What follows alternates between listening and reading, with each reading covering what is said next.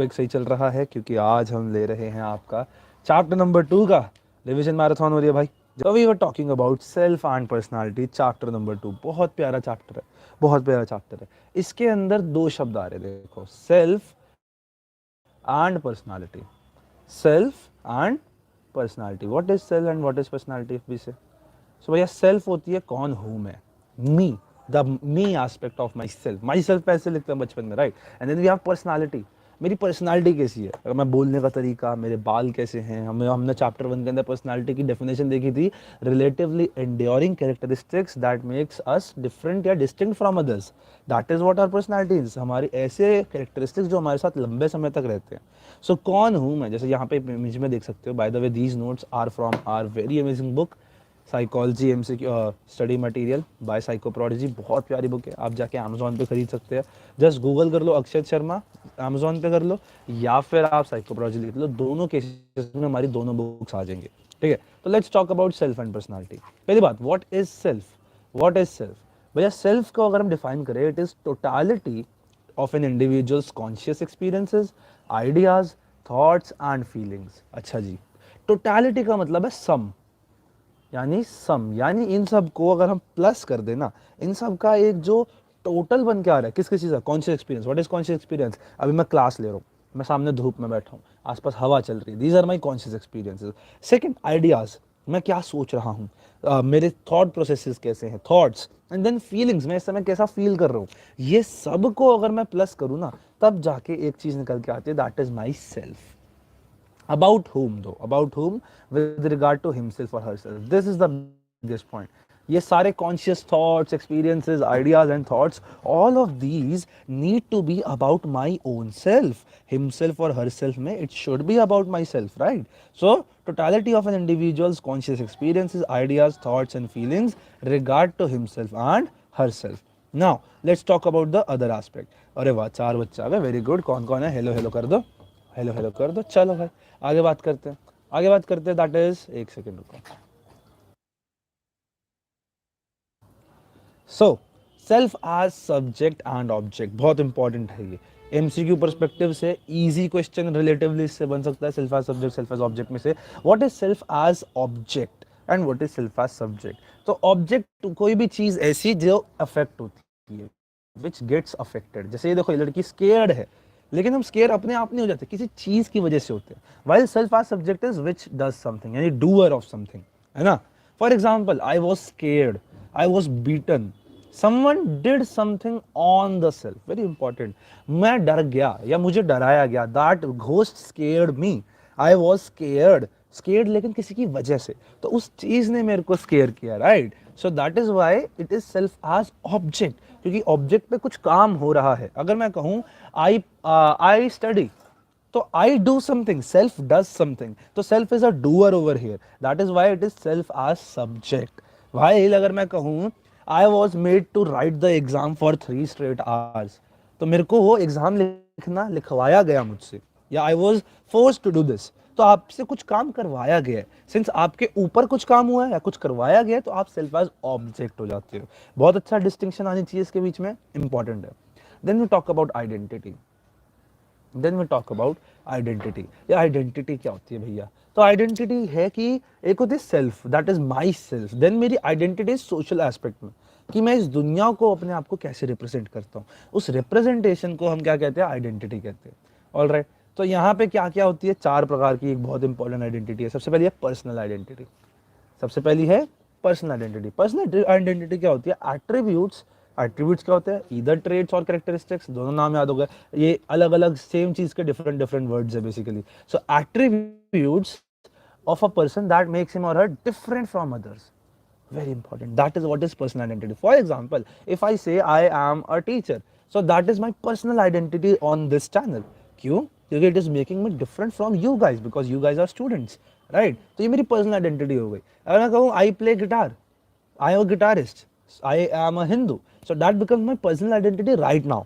However, what is social identity?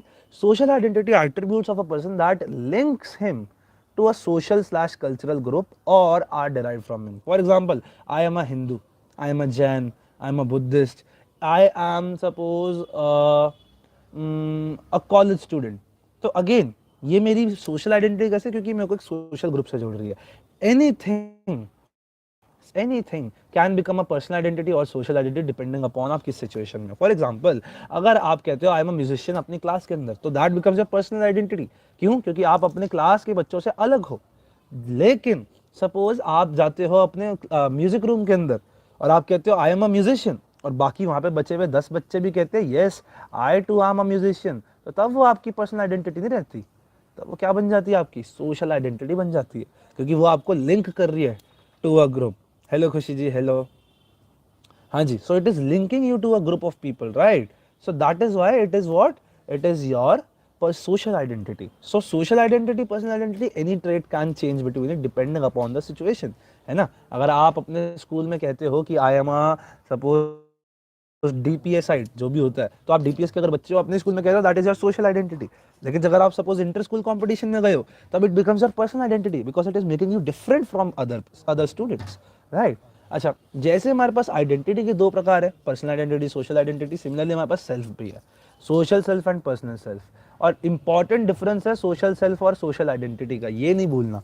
कभी question में social identity लिखा हुआ और आप उसे सोशल सेल्फ के बेसिस पे कर दो, सो that is a bad thing, that do is a bad thing, ठीक है? तो हमें काफी कॉन्शियसली पढ़ के क्वेश्चन करना है। अच्छा जी, let's talk about this personal self. What is personal self? Personal self is the basically the thinking about your own self slash meanness. Basically personal self की अगर मैं बात करूँ, ये सारे meanness के बारे में, अपने बारे में सोचना, अपने बारे में, मैं, मेरे को जो चाहिए, whatever I want, personal self में ये सारे एस्पेक्ट्स आते हैं। It talks really about your mean self, to be honest. Meanness क्या होती है? अपने अपने बारे में सोचता है ये तो। If you talk about your own self, your own needs, you are talking about your personal self. That is, personal self leads to an orientation in which one feels primarily concerned with oneself. Simple सी बात है, सबसे ज़्यादा उसे care सिर्फ अपनी ही है, अपनी नीड्स की है। अच्छा जी, अपनी नीड्स कौन सी होती है? Hello hello.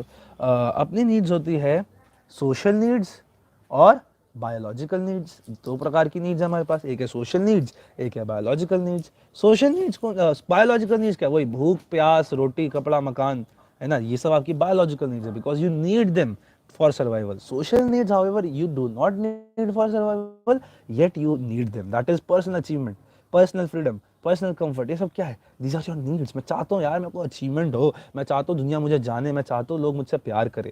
All of these are personal self के things. Now, talking about social self. What is social self? Social self emerges in relation to others. Very important. That is why it is also known as familial या फिर relational self. Question आ सकता है familial self पे, relational self पे। यानी ये ऐसी हमारी सेल्फ है, this is not your identity, ये हमारी ऐसी सेल्फ है जो लोगों के साथ रिलेशन में बनती है, और इसमें सारी चीजें वो आती है जो हम लोगों के साथ करते। That is unity. हम यूनाइट खुद से नहीं हो सकते, we need people to be united with. Independence of the whole nation Gandhi ji की सोशल सेल्फ थी, है ना? सबका साथ सबका विकास, that is a social identity का पार्ट। मेरा विकास, मेरा मेरा साथ, that becomes personal identity, because you are now primarily concerned about your own self, you're primarily concerned about your own self, right? तो unity, independence, sacrifice किसी के लिए करते हैं, हम किसी के लिए करते हैं, है ना? सक्सेस के लिए भी करते हैं, success need sacrifice, right? Then we have nationalism. Nationalism है हमारे पास। तो भैया ये सब क्या है? These are aspects of your social self. Good one. आगे चलते हैं। अब ये कुछ इंपॉर्टेंट हमारे एट्रीब्यूट्स आ जाते हैं फॉर द सेल्फ। सबसे पहले आता है, ये बहुत ज्यादा इंपॉर्टेंट है। हे, आई होप आपको ये वीडियो अच्छी लग रही है about class 12 board exam. Well, आपको पता है CUET यूजी का एग्जाम 8 मई से स्टार्ट हो रहे हैं। दोज आर दी एग्जाम जिनको आपको क्रैक करना जरूरी है to get a great college for psychology.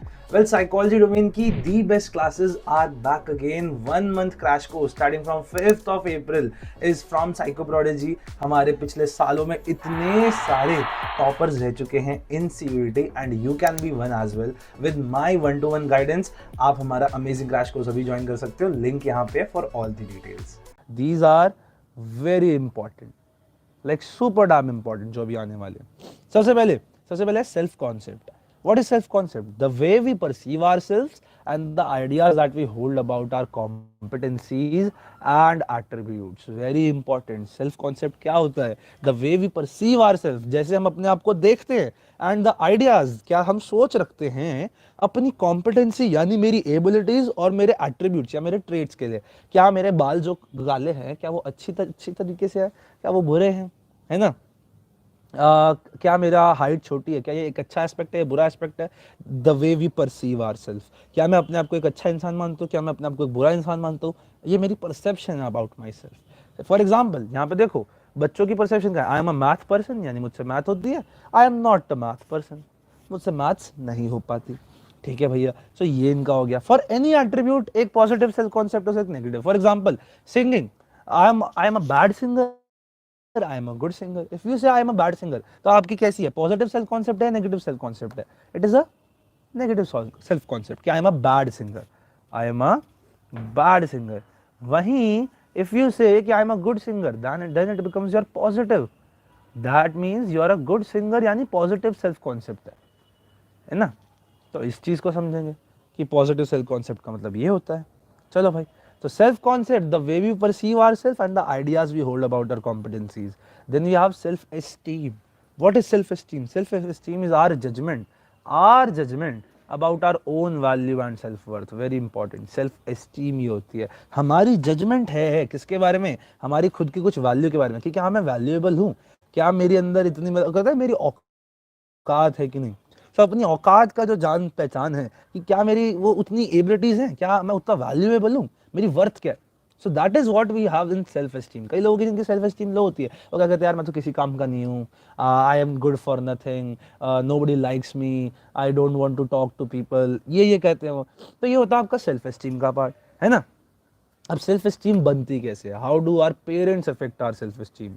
सो अगर अगर पेरेंट्स नर्चरेंट होते हैं, बच्चे की प्यार करते हैं, बच्चे को हेल्प करते हैं, बच्चे को इंडिपेंडेंस सिखाते हैं, उस केस में बच्चे की हाई सेल्फ एस्टीम होती है। वहीं अगर पेरेंट्स निग्लेक्टफुल होते हैं, देखो जैसे यहाँ पे अगर पेरेंट्स निग्लेक्टफुल होते हैं, तब बच्चे की लो सेल्फ एस्टीम हो जाती है। क्यों? क्योंकि जब माता पिता प्यार करेंगे बच्चे को, उसकी कॉम्पिटेंसीज, उसकी एबिलिटीज को सराहेंगे कि वेरी गुड बेटा, आपने 2+2 का आंसर बताया, तो क्या होता है, बच्चे के अंदर एक फीलिंग आती है कि I M highly loved by everyone. दूसरी फीलिंग क्या आती है कि I do have a good ability of maths. तो ये सब एबिलिटीज का फायदा क्या होता है कि इस वजह से बच्चे की सेल्फ एस्टीम हाई हो जाती है। दूसरा केस होता है कि बच्चे को आप डांट रहे हो हर बात पे कि नहीं आप गलत हो, बहुत गलत बात है, गंदे बच्चे। उसमें क्या हो रहा है, बच्चे की सेल्फ एस्टीम लो हो रही है कि यार मैं तो किसी काम का नहीं हूँ, मैं सारे काम गलत करता हूँ। सो आपकी लो सेल्फ एस्टीम हो रही है इस केस में। ठीक है, आपकी लो सेल्फ एस्टीम होती है। चलो अब एक इंपॉर्टेंट एस्पेक्ट आता है कि कब तक हमारी सेल्फ एस्टीम बन जाती है। तो देखा गया है कि by 7 years of age child self esteem is developed. Very important. आधे 90% बच्चे इस समय सो रहे हैं। 90% बच्चे इस समय सो रहे हैं। तो जो सोवत है सो खोवत है, और जो जागत है सो पावत है। सिंपल सी बात है भैया, है ना? हाँ देखो सारी चलेगा, बट कोई नहीं, हमारा धर्म है पढ़ाना, तो हम जरूर पढ़ाएंगे। और मैं जानता था कि सुबह वाले इसमें थोड़ी सी बसूड़ी तो होगी। By 7 years of age child की सेल्फ एस्टीम देखो 7 साल की उम्र में कहाँ कहाँ बन जाती है। अकेडमिक कॉम्पिटेंस, मैं पढ़ाई में कैसा हूँ। सोशल कॉम्पिटेंस, मेरे से लोग बात करते, क्या लोग मुझे पसंद करते, क्या। फिजिकल एथलेटिक, क्या मैं भागने में अच्छा हूँ, जैसे मेरे को पता है मेरी फिजिकल एथलेटिक थोड़ी कम है। Then we have physical appearance, मैं दिखने में कैसा हूँ, क्या मैं अच्छा दिखता हूँ, क्या मैं बुरा दिखता हूँ।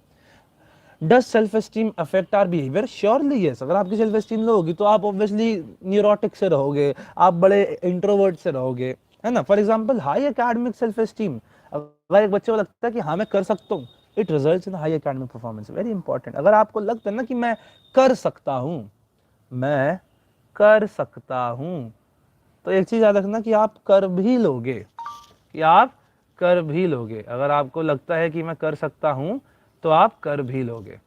सिंपल सी बात है ना भाई?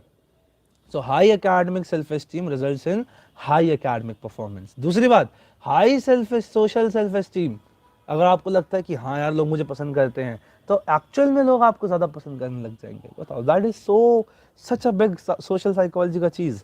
तो हमेशा अपने दिमाग में ये रखना कि I can do it, because the point you think कि हाँ मेरे में एबिलिटी तो है, तब आपकी एबिलिटी बढ़ जाती है। अच्छा जी, ओवरऑल लो सेल्फ एस्टीम से क्या होता है? ओवरऑल लो सेल्फ एस्टीम से भैया एंग्जाइटी होती है, डिप्रेशन होता है, एंटी सोशल बिहेवियर बढ़ जाता है। ये सब किसका पार्ट है? आपको दिख रहा है जोकर, ये जो जोकर है, कैन यू अंडरस्टैंड कि ये सेल्फ सोशल, उसकी सेल्फ एस्टीम कितनी लो है? यस, बहुत लो है। अच्छा, दूसरी बात, पेरेंटिंग एंड सेल्फ एस्टीम। अगर वार्म और पॉजिटिव पेरेंटिंग है, अगर आपके माता पिता, अगेन जो मैंने बात बोली थी कि अगर माता पिता बच्चे की सराहना करते हैं, उसको प्यार करते हैं, उसकी नीड्स को जानते हैं, तो बच्चे की सेल्फ एस्टीम बढ़ती है, क्योंकि बच्चे को लगता है कि यार मैं तो कॉम्पिटेंट और वर्थवाइल हूँ, कि हाँ मेरे में बहुत सारी एबिलिटीज़ हैं, मैं कॉम्पिटेटिव हूँ, मेरे में एबिलिटीज़ हैं, मैं कुछ कर सकता हूँ जीवन में। वहीं पेरेंट्स अगर हर बात पे बच्चे की हेल्प करते रहते हैं, छोटे छोटे डिसीजन उसके खुद लेते हैं, तो क्या होता है? बच्चे की इंडिपेंडेंस गिर जाती है, उसे लगता है मैं खुद कुछ नहीं कर सकता। एंड द मोमेंट उसे लगता है कि मैं खुद कुछ नहीं कर सकता, उसकी सेल्फ एस्टीम लो हो जाती है, उसकी सेल्फ एस्टीम लो हो जाती है। चलो भाई, तो ये हमने पढ़ा सेल्फ एस्टीम। अभी पहले सबसे पहले क्या पढ़ा? Self concept, the way we perceive ourselves and the ideas we hold about our competencies. उसके बाद हमारा क्या है? सेल्फ एस्टीम है। What is self esteem? Self esteem are own judgement of our own values and self worth. उसके बाद what do we have? We have overall low self esteem की हमारे जीवन में कैसे बनती है? Now we have a very beautiful topic, that is self efficacy. Well, you have started CUET UG psychology की प्रेप, लेकिन you still don't know what are the best MCQs जो कि क्वेश्चन पेपर में आएंगे। CUET UG advance test series by psycho prodigy is the only test series that you need, and test series is the most important thing. देखिए, CUET UG advance test series में total 30 हमारे mock test है, जिसमें 20 तो सिर्फ chapter wise ही हैं और बाकी के 10 फुल सिलेबस हैं। ये जो क्वेश्चंस हैं वो ट्राइड एंड टेस्टेड है, पिछले 3 साल में काउंटलेस टॉपर्स इन टेस्ट को करके आए हैं। You can be one as well. Join our test series, link is in the description. Self efficacy. Self efficacy is all about बंदे की ये सोच कि मैं कर सकता हूँ। अगेन ये सारे बहुत इंटरमिंगल्ड है, ये सारे बहुत इंटरमिंगल्ड है। देखो, सेल्फ कॉन्सेप्ट बताता है कि मेरी एबिलिटीज के बारे में मैं कैसा सोचता हूँ। सेल्फ स्टीम बताती है कि क्या मेरी कोई औकात है कि नहीं, क्या मैं कोई काम करने लायक हूँ कि नहीं। सेल्फ एफिकेसी बताती है कि हाँ मेरे पास वो एबिलिटीज हैं कि मैं इस काम को मजे से कर सकता हूँ। That is the belief of a person that he has the right abilities या behavior required to perform a particular situation, to deal with a particular situation or perform in a particular task। ये होती है self efficacy. That is, एक बंदे का belief है कि हाँ क्या मैं कर सकता हूँ, हाँ मेरे को लगता है कि आई कैन डू इट, ठीक है जी। दैट ही और she has the ability slash behaviour required by a particular situation.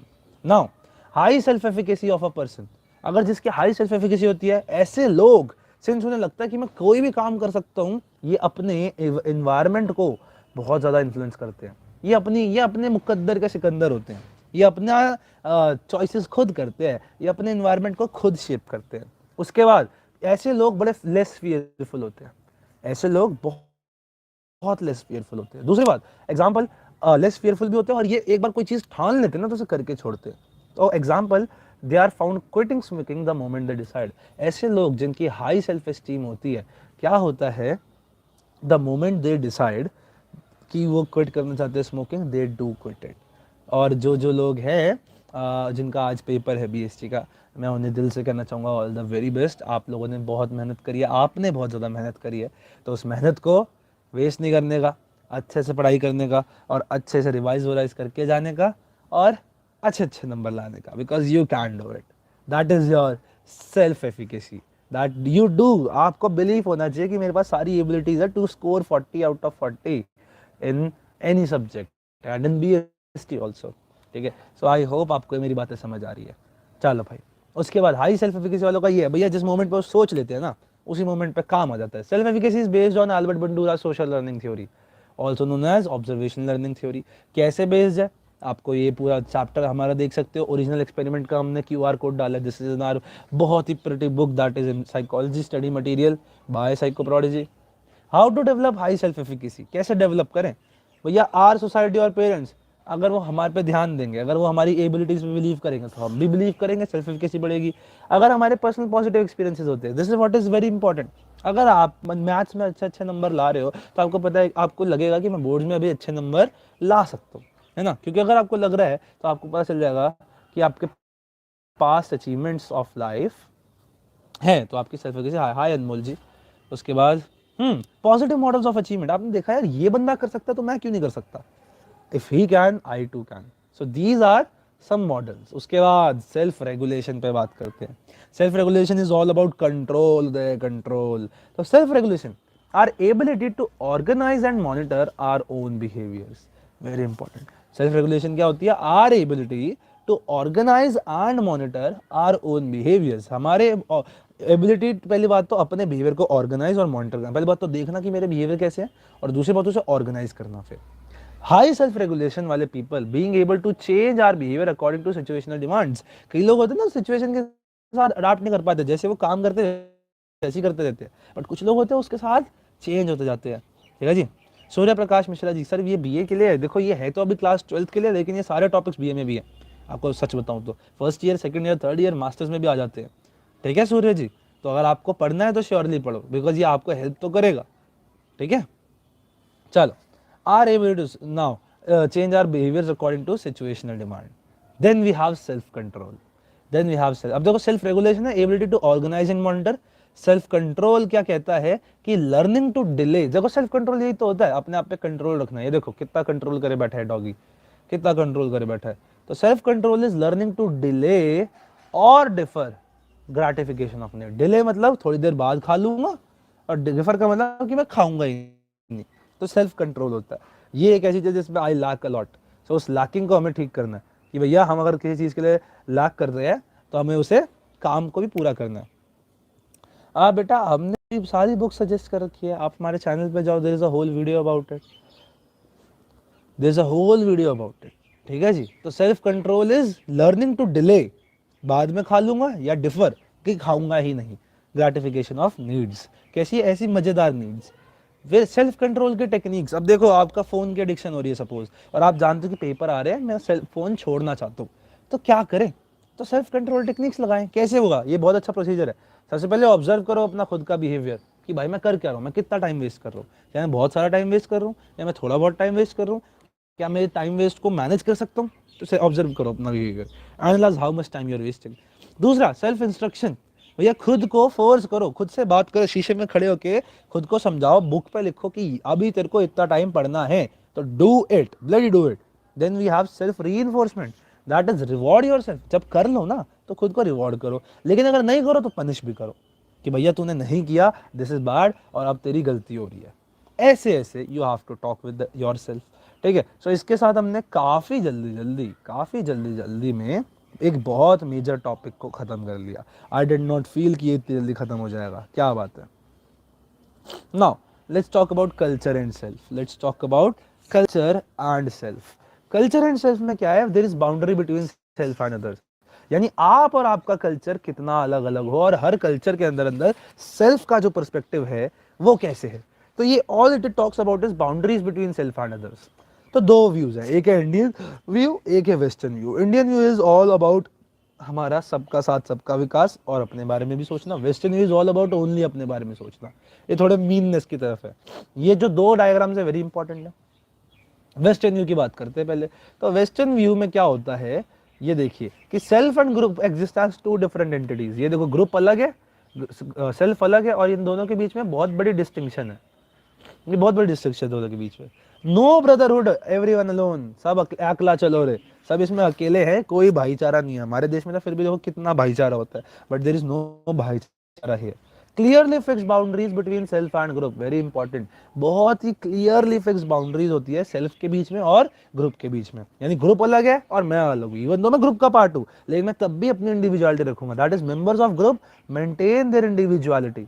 तभी तो क्रिकेट वगैरह जैसे गेम वहां बने थे, और कबड्डी जैसा होलिस्टिक गेम जिसमें सब एक ही टीम होते हैं, वो हमारे उसमें बना था। ठीक है। So members of a group maintain their individuality in western view. अच्छा, ऐसे कल्चर्स को क्या कहते हैं? ऐसे कल्चर्स को कहते हैं इंडिविजुअलिस्टिक कल्चर्स। क्या कहते हैं ऐसे कल्चर्स को? इंडिविजुअलिस्टिक कल्चर्स, जो कि इंडिविजुअलिज्म की तरफ है भैया, कि अपने बारे में सिर्फ सोच रहे हैं। सो एग्जांपल का इसका USA, Canada, Europe.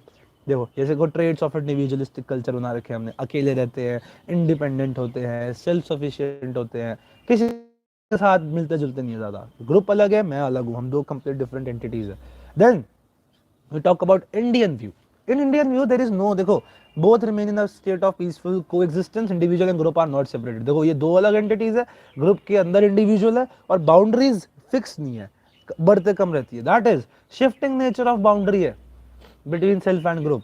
Eight time include others and cosmos. कई बार हम सोचते हैं कि यार मैं, मेरे अंदर पूरा ब्रह्मांड आता है, मेरे सारे दोस्त मेरे साथ आते हैं, मैं हूँ, मेरे अंदर सब है।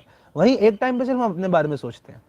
तो ये बड़ा इंटरेस्टिंग है कि हमारे कल्चर के अंदर ग्रुप और इंडिविजुअल अलग तो है लेकिन साथ भी है, दोनों को अलग और साथ, ये हमारे डिस्टिंक्ट बाउंड्री, तभी हम होलिस्टिक कल्चर है, हम बड़ा एक साथ रहने वाला कल्चर है। और बात हमारी है, तभी हम कहते हैं कलेक्टिविस्टिक कल्चर कहते हैं हमें। एग्जाम्पल क्या है, इंडिया, एशिया, अफ्रीका। एशिया के अंदर बहुत सारे कलेक्टिविस्टिक कल्चर है, अफ्रीका में है, जो गरीब देशों में ऑब्वियसली आपको दिखेगा कि कलेक्टिविज्म ज्यादा है। वही बाहर की अमीर कंट्रियों में, वेस्टर्न कंट्रियों में इंडिविजुअलिज्म ज्यादा है, क्योंकि ये हुआ था इंडस्ट्रियलाइजेशन के बाद। ठीक है भाई, आगे चलते हैं। पर्सनालिटी, अब एक और बार पर्सनालिटी का टॉपिक आता है और इसके फीचर्स। तो पर्सनालिटी की तो हमने डेफिनेशन याद कर ली थी, उसके बाद let's talk about the features that has both physical and psychological components. Very important, पहली बात हमने कल ही बताया था कि सिर्फ साइकोलॉजिकल एस्पेक्ट नहीं है, सिर्फ फिजिकल नहीं है, यानी हाइट वगैरह ही सिर्फ पर्सनालिटी नहीं होती, आपका बिहेवियर भी पर्सनालिटी होती है, आपका कॉग्निटिव थॉट्स भी आपकी पर्सनालिटी होते हैं। उसके बाद फीचर्स में its expression and behaviour is unique between individuals, very important. इसकी जो एक्सप्रेशन है हर मनुष्य की अलग है, हर मनुष्य की expression is different. Main features do not easily change with time, very important. इसके जो मेन फीचर्स है पर्सनालिटी के, do not easily change with time, सही बात है, रिलेटिवली एंड्योरिंग तभी तो है। फॉर एग्जांपल आपके कलर ऑफ हेयर बहुत इजीली चेंज नहीं हो रहा टाइम के साथ, तो बट सम फीचर्स में change due to situational demands. When an introvert child has to perform on stage, अगर उसके हम देखें कि personality is the enduring characteristic, तो इंट्रोवर्ट तो इंट्रोवर्ट ही रहेगा, कभी परफॉर्म ही नहीं कर पाएगा, बट दे डू परफॉर्म। यानी इवन दो पर्सनालिटी की इज ऑल अबाउट कि भैया रिलेटिवली एंड्योरिंग है, लेकिन कई बार चीजें बदल सकती हैं। आप कितने भी बड़े राजा हो, लेकिन अगर आपके सामने प्रधानमंत्री आ जाते तो आप शांत रहोगे, रहोगे कि नहीं रहोगे, that is the point behind it. अब पर्सनालिटी की कुछ थ्योरीज है हमारे पास और उन थ्योरीज को पढ़ेंगे हम। सो पर्सनालिटी थ्योरीज, दो प्रकार की अप्रोच है, टाइप अप्रोच और ट्रेट अप्रोच। बहुत इंटरेस्टिंग है। अप्रोच क्या होती है, अप्रोच अगर एक जगह पे पहुंचना है तो अप्रोच होते हैं रास्ते, दो अलग रास्ते, और इन पे चलती हैं डिफरेंट डिफरेंट थ्योरीज। थ्योरी होती है गाड़ियाँ, किसी पे बस है तो किसी पे एरोप्लेन है, किसी पे तो टवेरा है तो किसी पे सैंट्रो है, अलग अलग गाड़ियाँ है, लेकिन वो चल एक पर्टिकुलर रास्ते पे ही रही है। और वैसे दो रास्ते हैं, एक है टाइप अप्रोच, एक है ट्रेट अप्रोच। टाइप का मतलब है हम चीजों को कैसे टाइप्स में डिफरेंशिएट कर देते हैं, हम कैसे चीजों को टाइप में डिफरेंशिएट कर देते हैं। That is classifies personality of individuals on the basis of broad patterns in observed in their behavioural pattern, very important. For example, अब इसका मतलब क्या है, ब्रॉड पैटर्न्स का मतलब है कि एक पर्टिकुलर कैरेक्टरिस्टिक के हिसाब से हमने लोगों को ही डिफाइन कर दिया और बहुत सारे लोगों को। For example, if 5 personality traits present, तो भैया एक कैटेगरी में हमने डाला। अगर सपोज हमें पता है कि ऐसे कुछ 5 पर्सनालिटी ट्रेट्स है जो दुनिया में होते हैं, तो जिनमें पांचों के पांचों हमने उन्हें एक टाइप में डाल दिया, और जिनके अंदर पांचों नहीं है उन्हें हमने टाइप बी में डाल दिया। ये भैया जिस जिस में नहीं है वो सारे एक जैसे है, और जिस जिस में है वो सारे एक जैसे है। मतलब समझ रहे हो, इसका मतलब समझ रहे हो कि भैया जो जिन जिन में है कोई ट्रेड वो सारे एक जैसे हैं, जिन जिन में कोई ट्रेड नहीं है वो सारे एक जैसे। So that is what we call in type approach, कि आप लोगों को कुछ टाइप्स में कर देते हो। ठीक है जी। वहीं trade approach does not talk about कि लोगों को हम डिस्टिंग्विश करेंगे ऑन द बेसिस ऑफ कि एक ट्रेड अगर सब में है तो सब एक जैसे, ऐसे नहीं कहेंगे, हम हर इंसान के हर एक ट्रेड को पढ़ेंगे। That is describe the building blocks of personality. And what is the building block of personality, trait is the building block of personality. One marker question interesting है। They focus on specific psychological attributes, very important. ये हमारे कुछ specific psychological attributes पे बहुत ज्यादा focus करते हैं। ये पूरी पूरी टाइपिंग की बात नहीं करते, दे टॉक अबाउट कि हम कैसे लोगों को डिफरेंशिएट कर सकते हैं। Good one.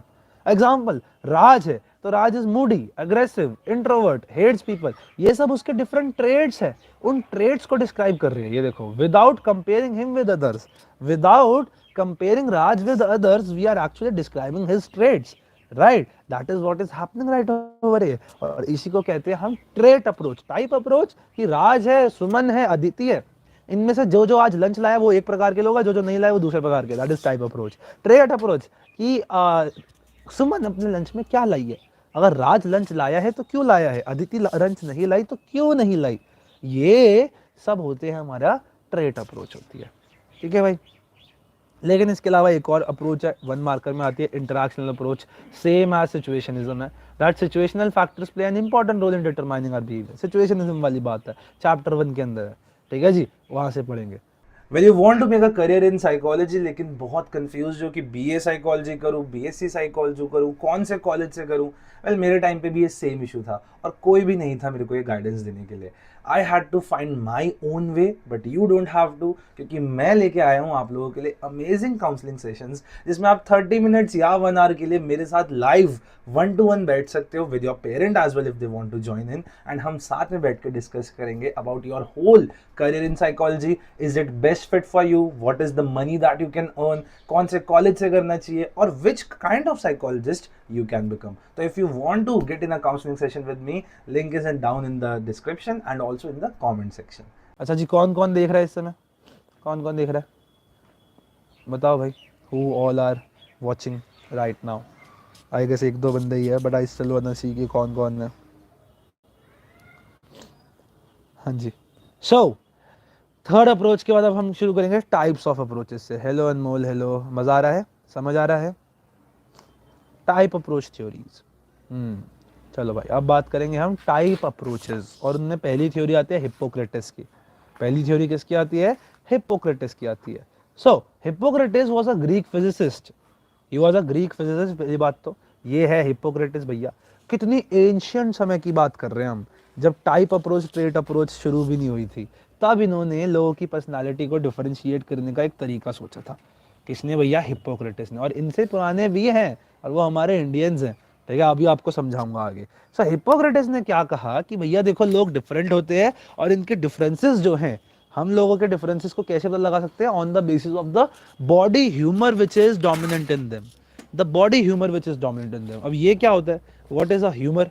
सो क्या सीन है, क्या सीन है ना, कि हिप्पोक्रेटिस ने तो बताया. अब इनके जमाने में ना थोड़ा सा साइंस तो कम थी, बहुत ही पुरानी ग्रीक सदी की बात करें तो, क्योंकि साइंस कम थी, लोगों को बहुत ज़्यादा पता नहीं था. वो सोचते थे इंसान के अंदर 4 अलग अलग प्रकार के वो होते हैं, ह्यूमर्स होते हैं. What is humour? Any fluid which is inside the body, है ना. और जो भी इनकी बॉडी में डोमिनेंट है, वो आपका पर्सनैलिटी टाइप हो जाता है. फॉर एग्जाम्पल 4 इन्होंने बताए. पहले बताया ब्लड. ब्लड. दूसरा फ्लेम. फ्लेम क्या होता है? म्यूकस. उसके बाद येलो बाइल और ब्लैक बाइल. पहले सोचा था कि बाइल जूस भी 2 प्रकार का होता है. अब वो खैर 2 अलग अलग वो थे फ्लूइड्स से, उन्होंने उन्हें एक जैसा ही मान लिया, but that's a different story. Blood अगर किसी में डोमिनेंट है, यानी किसी की बॉडी में बहुत ज़्यादा खून है, तो उसकी पर्सनालिटी टाइप कैसी बताई उन्होंने? सैंग्विन बताई. फ्लेम, जिसके अंदर फ्लेम ज्यादा है, जिसके अंदर म्यूकस ज्यादा है, उसकी पर्सनालिटी टाइप कैसी बताई? फ्लेगमैटिक बताई. येलो बाइल, अगर किसी में येलो बाइल है तो उसकी कॉलरिक बताई, और ब्लैक बाइल अगर ज्यादा है तो मेलनकॉलिक बताई. आपकी एनसीईआरटी डज नॉट डिफाइन कि इनकी पर्सनालिटीज होती कैसी है. What is a sanguine personality? Happy होती है, सैड होती है, कैसी होती है? ये सब यहाँ पे तो है हमारे पास, हमारी बुक में तो है, लेकिन हम आपको अभी नहीं पढ़ाएंगे, क्योंकि देयर इज नो पॉइंट. हम कर रहे हैं रिविजन, तो stick to the NCERT stuff. Now ये हो गई हमारी हिप्पोक्रेटिस की बात. क्या बोला उन्होंने? 4 बॉडी ह्यूमर्स होते हैं. 4 बॉडी ह्यूमर्स में से जो भी डोमिनेंट है वो आपकी पर्सनालिटी डिफाइन करता है. Blood, phlegm, yellow bile, black bile. इन 4 के बेसिस पे हमारे पास 4 पर्सनालिटी है. ब्लड से है सैंग्विन, फ्लेम से है फ्लेगमैटिक, बाइल, येलो बाइल से है कॉलरिक, और ब्लैक बाइल से है मेलनकॉलिक. तो ये है इनका अपनी पर्सनालिटी टाइप अप्रोच. जिस जिस बंदे के अंदर ब्लड ज्यादा है वो सारे एक टाइप के पीपल है. कैसे? सैंग्विन पर्सनालिटी वाले पीपल है. लेकिन हमारे एंशिएंट इंडियंस भी कुछ कम नहीं थे, और हमारे एंशिएंट इंडियंस ने भी बहुत काम किया है. सो चरक संहिता. चरक पता है कौन है? चरक ने आयुर्वेद के अंदर बहुत ज्यादा काम किया था, बहुत ज्यादा. I guess he was the one of the he was the one of the, या फिर इन्होंने ही किया था Indian traditional book of medicine, Charaka Samhita. तो चरक ने लिखी थी, आचार्य चरक ने, और इन्होंने आई गेस वही आयुर्वेद की खोज करी थी. सो ही टॉक्स अबाउट 3 दोष. इन्होंने कहा लोगों की जो पर्सनालिटी है वो 3 प्रकार की होती है, बेस्ड ऑन देयर 3 दोषा. 3 दोषा, 3 दोष पे डिपेंडेंट है. कैसे दोष? उन्हें, और हर प्रकार की पर्सनालिटी को कहते हैं इन्होंने कहा प्रकृति का. पर्सनालिटी को हिंदी में अगर आप देखोगे तो उसका हिंदी टर्म होता है प्रकृति. आपकी प्रकृति कैसी है? तो इन्होंने बताया कि हर मनुष्य की 3 प्रकार की प्रकृति हो सकती है, 3 प्रकार की पर्सनालिटी हो सकती है. क्या बेसिस है? हमारे हिप्पोक्रेटिस का बेस था बॉडी फ्लूइड, इनका बेस है एलिमेंट डोमिनेंट इन बॉडी. अब ये एलिमेंट्स क्या होते हैं? तो हमारी, अगर हम इंडियन फिलोसफी की बात करें, और हम चाइनीज फिलोसफी की बात करें, जापानीज फिलोसफी की बात करें, तो यहाँ पर ना एलिमेंट्स की बहुत बात हुई है कि ये पूरी दुनिया कुछ पर्टिकुलर एलिमेंट से बनी है. और ये 5 तत्व होते हैं: फायर, वाटर, अर्थ, स्पेस और एयर। हाँ, फायर, वाटर, अर्थ, यूनिवर्स और क्या था, एयर। इन 5 तत्वों से दुनिया में हर चीज बनी हुई है। और उन्होंने बोला सिमिलरली हर इंसान भी इन तत्वों से बना है, लेकिन कोई तत्व किसी में ज्यादा होगा, कोई किसी में कम होगा। तो इस बेसिस पे कि कौन सा ज्यादा है कौन सा कम है, इन्होंने 3 प्रकार की पर्सनालिटी बताई चरक संहिता के अंदर। कौन सी बताई? वात, पित्त और कफ। वात, पित्त और कफ। और जिन जिन बच्चों का आज बीएसटी का पेपर है, मैं उन्हें ऑल द बेस्ट बोलना चाहूंगा। चक दे फट्टे नब दे गिल्ली, you can bloody do this, I know you can, you know you can. करते जाओ मेहनत, अच्छे अच्छे नंबर लाओ। नाउ 3 कौन सी प्रकृति बताई उन्होंने? वात प्रकृति, पित्त प्रकृति और कफ प्रकृति। यानी वात पर्सनालिटी, पित्त पर्सनालिटी और कफ पर्सनालिटी। वात पर्सनालिटी ऐसी कौन सी होती है? जो फास्ट और एनर्जेटिक होती है। वात वाले, अब ये नहीं बताया उन्होंने कि कौन से बॉडी एलिमेंट है, मतलब चरक ने तो बताया था, बट एनसीईआरटी में नहीं है तो क्यों पढ़े। तो वात प्रकृति फास्ट एंड एनर्जेटिक, बहुत तेज तेज चलते हैं, सबसे बातचीत जिसे करते हैं। जो लोग बहुत एनर्जेटिक होते हैं ना, उनकी वात प्रकृति ज्यादा होती है। पित्त प्रकृति, जिनकी पित्त प्रकृति हाई होती है, वो इंटेंस और फायरी। कई लोग देखो बड़े गुस्से वाले होते हैं, बड़े इंटेंस होते हैं, हाँ भाई हर चीज से लड़ने लग जाते हैं। तो जो हर चीज में लड़ने लग जाते हैं, उनकी होती है पित्त प्रकृति। और फाइनली आता है कफ प्रकृति। कफ प्रकृति वाले होते हैं काम और कंपोज्ड, शांत रहने वाले।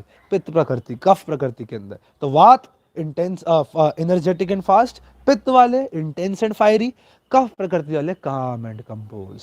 तो ये हो गई हमारी चरक संहिता के अकॉर्डिंग त्रिदोषा पर्सनालिटी थ्योरी। लेकिन लेकिन लेकिन चरक संहिता से भी पुराना है हमारा त्रिगुणा। त्रिगुणा, सत्व, रजस और तमस। ये हमारे 3 गुण हैं जो हमारे वेदों में बताए गए हैं। और ये वेदों की बात कर रहा हूं मैं। वेद आज से हजारों साल पहले के लिखे गए हैं, हजारों साल पहले। Like Rigveda was the oldest Veda according to the historians. और वो लिखा कब गया था? बहुत पहले लिखा गया था, कुछ 500 बीसी के आसपास का भी लिखा गया था ऋग्वेद। और ऋग्वेद के अलग अलग अलग है। और सबसे लास्ट में लिखा गया था अथर्ववेद या यजुर्वेद। यजुर्वेद के अंदर अब क्या था ना, इंडस वैली सिविलाइजेशन वगैरह आई, तो ऋग्वेद इंडस वैली सिविलाइजेशन के टाइम का था। ठीक है जी। हाँ, it is also present in Mahabharata. Mahabharata is pretty recent. Pretty recent मतलब आपको आज भी महाभारत के किले वगैरह मिल जाते हैं। दिल्ली के अंदर एक है जहाँ पे आई गेस वो छुपा था, भीम छुपा था या पता नहीं कौन छुपा था। सो ये सब आज भी प्रेजेंट है। Mahabharata is very recent. कुछ हजार साल पुरानी ही है, या कुछ 100, हाँ कुछ हजार साल पुरानी ही है। सो त्रिगुणा, और इसका व्याख्यान देखा जाए तो अगर आप हिंदू माइथोलॉजी जानते हो, तो हिंदुओं में ना माता दुर्गा होती हैं। सो उसमें उनका एक होता है, नवरात्रे चलते हैं। I guess everyone knows about Navratre, dandiya भी होता है। तो नवरात्रों के टाइम पे वी ना chant a lot of stuff. उसमें एक होता है दुर्गा सप्तशती। और दुर्गा पाठ जो होता है उसके अंदर एक लाइन है, बड़ी इंटरेस्टिंग लाइन है, सतरजतम के गुणों में फंसी है ये जान। सतरजतम के गुणों में फंसी है ये जान। सतरजतम के यानी सत्व, रजस और तमस के गुणों की बात उसके अंदर तक भी है, दुर्गा पाठ के अंदर भी है। बताओ, कैन इमेजिन हमारा त्रिगुणा, लोगों की पर्सनालिटी के अंदर गुण, कैसे गुण हैं, कितना एंशियंट टाइम से इंडियंस जानते हैं। कितना एंशियंट टाइम से हमने साइकोलॉजी के अंदर कंट्रीब्यूट करना सोच कर दिया था। कितने एंशियंट, हजारों साल पहले हमारे पुरखों ने सोचा कि चलो देखते हैं कि लोगों की पर्सनालिटी कैसे डिफरेंशिएट करती है। It's such a big deal, it's such a big deal. तो त्रिगुणा इज सत्व, रजस एंड तमस। सत्व गुण कौन है? राम सिया राम जय जय राम। तो ये भैया राम जी हैं। अच्छा, किसी भी रिलीजियस उसके लिए कुछ नहीं है। Lord Krishna also says about these three. Exactly exactly exactly. तो हमारा हजारों सालों से है इस चीज के बारे में, त्रिगुणा के बारे में। सत्व गुण किस में होते हैं? ये होता है cleanliness, truthfulness, obedience, detachment from the materialistic world. ऐसे भगवान लोग जो क्लीनलीनेस में काम करते हैं, ट्रूथफुल होते हैं, झूठ नहीं बोलते, ओबीडियंट होते हैं, मटेरियलिस्टिक वर्ल्ड से दूर होते हैं। मटेरियल मतलब ये पैसा, ये शौहरत, ये धन, ये दौलत, इन सब से दूर होने वाले लोग ऐसे होते हैं। इनका सत्व गुण हाई होता है। ठीक है। दूसरा, रजस गुण। ये कौन है? ये है हमारे मुकेश अंबानी जी। अंबानी साहब का रजस गुण हाई है। क्यों? There is desire for some sense gratification. ये अपनी इच्छाओं को पूरे करने की कोशिश करते हैं। सत्व वाले इच्छाएं रखते नहीं, रजस वाले बहुत हाई इच्छाएं रखते हैं और उन्हें पूरा करने की कोशिश करते हैं। मटीरियलिस्टिक मेंटालिटी वाले होते हैं, पैसा, गाड़ी, धन, दौलत इनके लिए बहुत ज्यादा इंपॉर्टेंट होता है। हर चीज को ये वैल्यू दे देते हैं। एक उसके बाद डिससैटिस्फैक्शन होती है इन्हें बहुत ज्यादा। अगर आपका कोई काम नहीं बना तो इन्हें डिससैटिस्फैक्शन होती है। सत्व वाले शांत रहते हैं, डिससैटिस्फैक्शन रखते हैं रजस वाले। उसके बाद इस desire is good. Good question, it's a philosophical question. मैं तो कहूंगा for human desires are very important according to me. अगर आपके पास इच्छा नहीं होगी तो आप कोई कर्म नहीं करोगे, और अगर आप कर्म नहीं करोगे तो आप अपना मनुष्य के जीवन को ही छोड़ दोगे।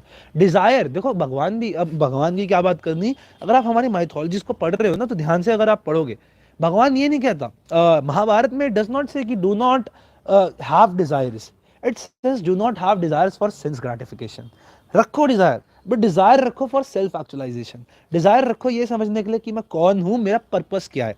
पॉइंट इज हमारा परसेप्शन क्या है सेल्फ एक्चुअलाइजेशन के बारे में, कि जो भी बंदा सेल्फ एक्चुअलाइज होता है, जो भी बंदा सेल्फ एक्चुअलाइज होता है वो भगवान बन जाता है या परमात्मा बन। मतलब ये है कि आप अपने आप को समझो, आप अपने आप को समझो और समझो कि मैं किस वजह से इस पृथ्वी पे आया हूं।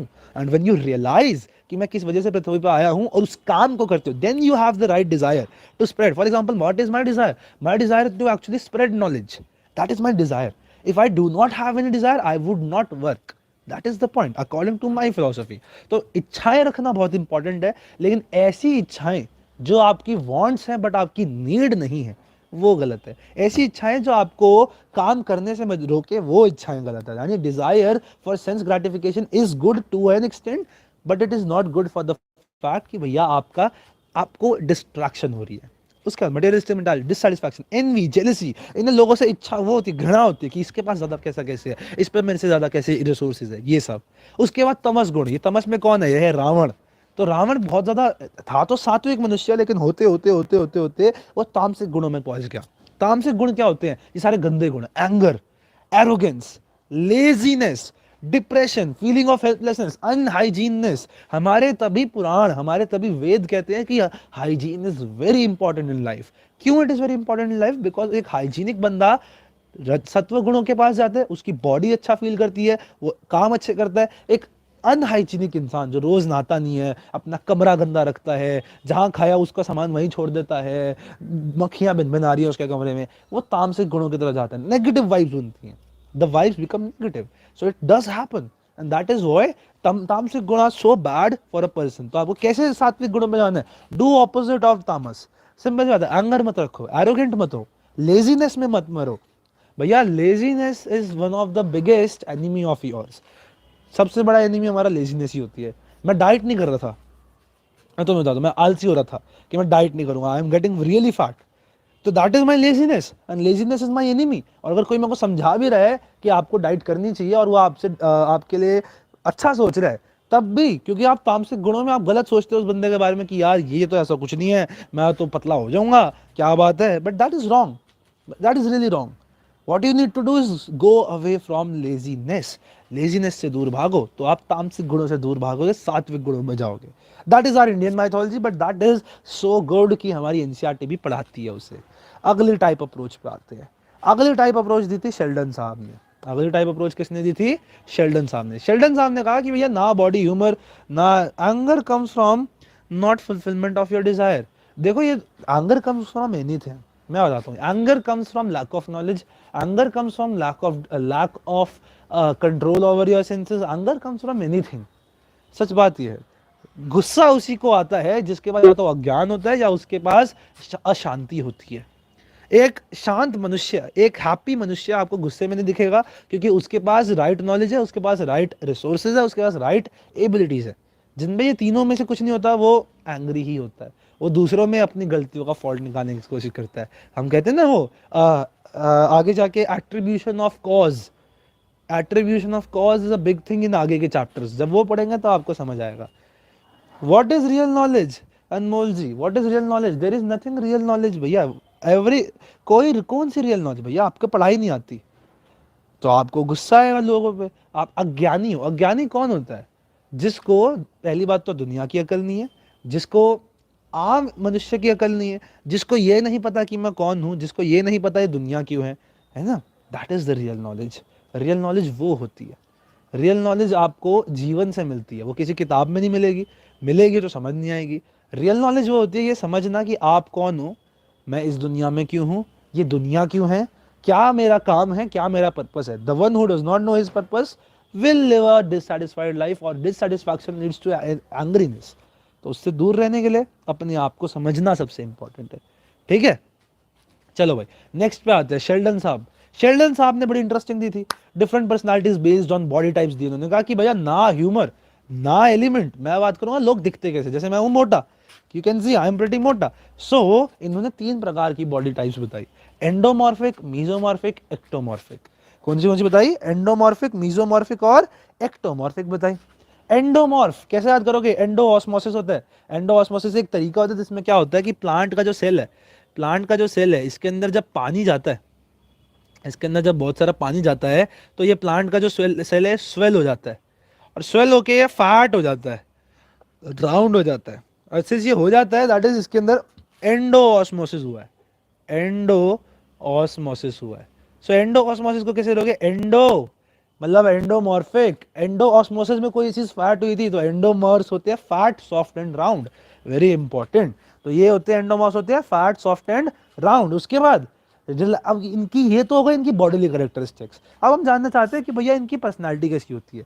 तो ये they are very relaxed, they are very sociable, बड़े चिल मारते हैं, लोगों से मजे करते हैं। अकॉर्डिंग टू शेल्डन हर मनुष्य सेम नहीं है, अभी हम देखेंगे कि टाइप अप्रोचेस क्यों गलत है। So endomorphic people according to Sheldon साहब ऐसे होते हैं, फैट, सॉफ्ट और राउंड होते हैं, और बड़े और भाई क्या हाल है, रिलैक्स्ड और सोशिएबल होते हैं। अभी तक की बात समझ आ रही है? क्या बात है, 6 people are watching now, interesting, really like it. कौन कौन है एवा मेरे को बता दो, एवा बता दो मेरे को, मैं एक बार आया।